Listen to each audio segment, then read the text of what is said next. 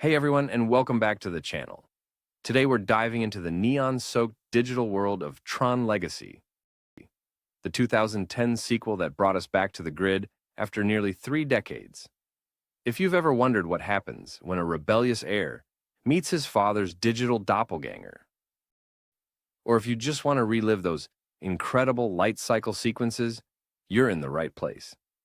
Let's jack into the system and break down everything that happens in this cyberpunk masterpiece. Our story begins in 1989, where Kevin Flynn, now CEO of Encom, is tucking his young son Sam into bed with tales of his adventures in the grid.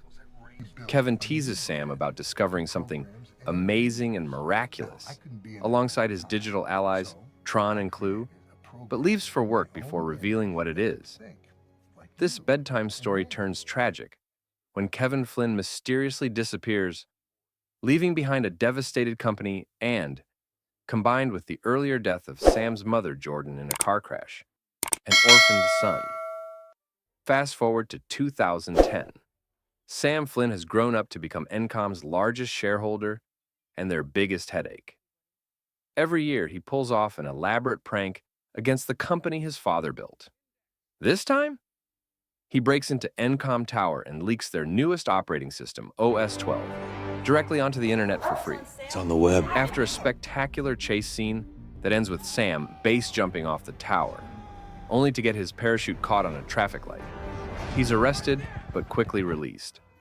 After all, you can't exactly prosecute your own primary shareholder. Sam's quiet rebellion is interrupted when Alan Bradley, Kevin's old friend and colleague, shows up at his apartment with shocking news. He's received a page from Kevin Flynn's old arcade office. Page came from your dad's office at the arcade. A place that's been disconnected for over 20 years. Despite his reluctance, Sam investigates the abandoned Flynn's arcade. Behind the classic Tron game cabinet, he discovers a hidden door leading to his father's secret workshop. As he explores his father's old computer, searching for clues about what happened, Sam accidentally activates something called a digitizing laser.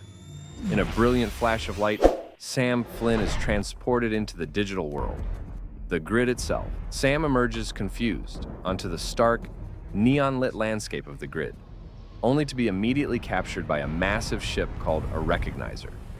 The programs inside don't realize he's a human user. To them, he's just another program to be processed. Sam is taken to an armory, where feminine programs called sirens outfit him with armor and give him an identity disk, essentially his digital DNA and lifeline in this world. Sam finds himself thrown into the Disc Wars arena, where programs fight to the death, or rather, de-resolution, for the entertainment of others. Despite having no training, Sam's human instincts help him survive the initial rounds.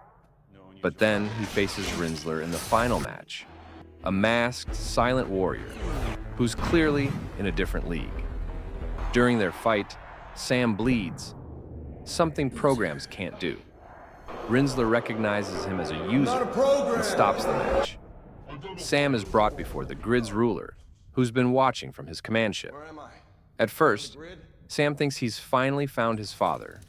The figure looks exactly like Kevin Flynn, just younger. But this is Clue, Kevin's digital creation, made in his own image, but corrupted by power and a twisted sense of purpose. Clue, unimpressed by Sam's survival, sentences him to the light cycle grid, gladiatorial combat on those iconic motorcycles of pure light. In one of cinema's most spectacular action sequences, Sam is forced to compete in high-speed light cycle combat. These vehicles leave solid walls of light in their wake, and the goal is simple: force your opponents to crash into these barriers. Sam's team is systematically eliminated until he's the last one standing, facing certain de-resolution. But just as Clue moves in for the kill, a mysterious masked figure on a light runner crashes the party and rescues Sam. The rescuer removes her helmet, revealing herself as Quorra, a program unlike any other. She takes Sam to a hidden Safehouse in the grid's outlands, where he finally reunites with his father. Kevin Flynn explains the tragic history of the grid. He had been working with Tron and Clue to create a perfect digital system. But something unexpected happened. New programs began manifesting spontaneously. These isomorphic algorithms, or ISOs, were digital life forms that had evolved naturally. Kevin saw them as miraculous, representing revolutionary potential to change the human condition. But Clue viewed them as imperfections in his perfect system and felt betrayed when Kevin chose to embrace them. Clue staged a coup, betraying both Kevin and Tron to seize control of the grid. He systematically purged the system of all ISOs in what amounted to digital genocide.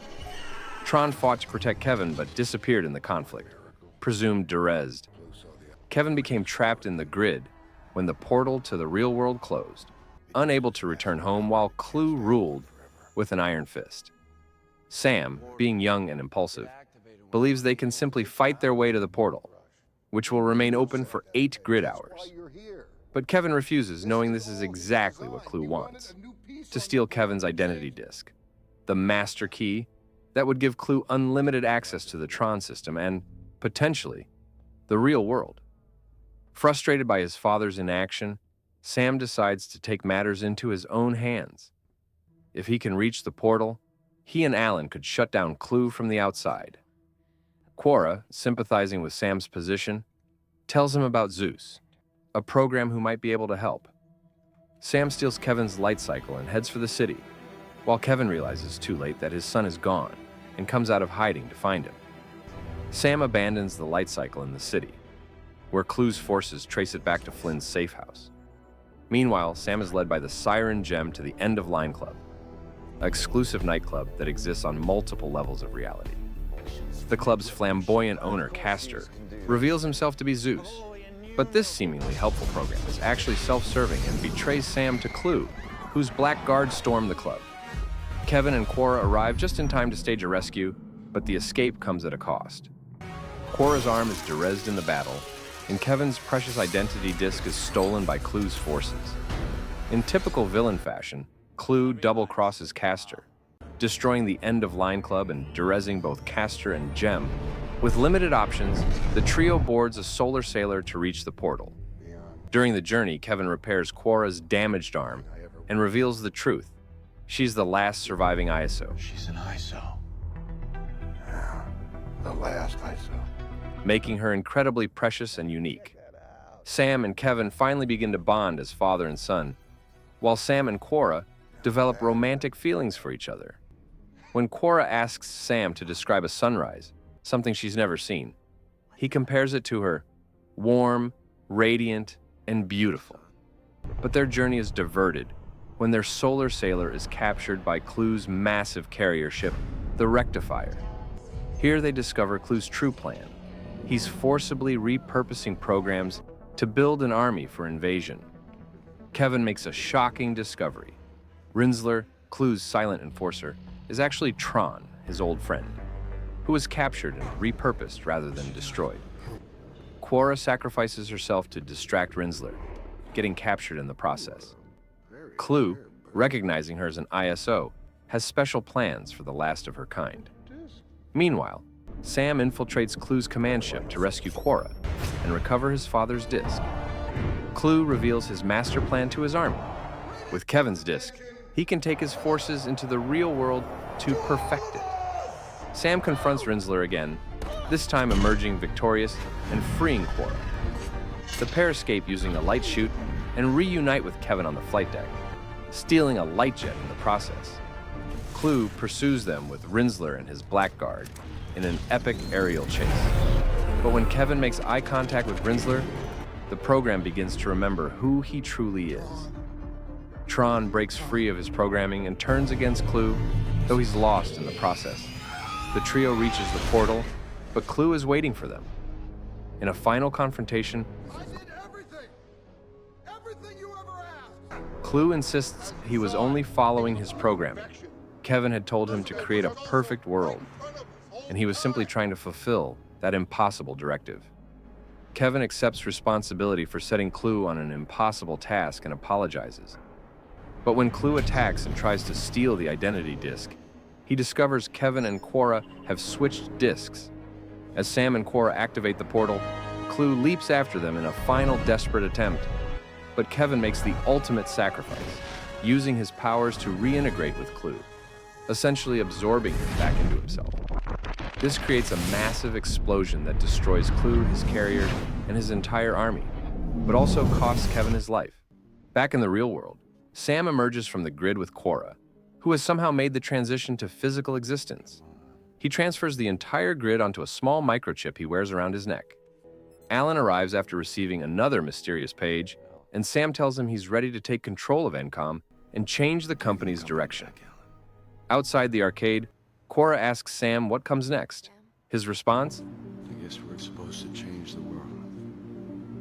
The film ends with Sam taking Quorra to see her first sunrise, fulfilling her dream of experiencing the real world she's heard so much about. And that's TRON Legacy, a story about legacy, redemption, and the relationship between creators and their creations. The film beautifully explores themes of perfection versus progress, the danger of absolute power, and the importance of embracing change and imperfection. What did you think of TRON Legacy? Did the sequel live up to the original, or did it fall short? Let me know in the comments below. If you enjoyed this recap, don't forget to like and subscribe for more movie breakdowns, and hit that notification bell so you never miss an upload. Thanks for watching, and I'll see you in the next video.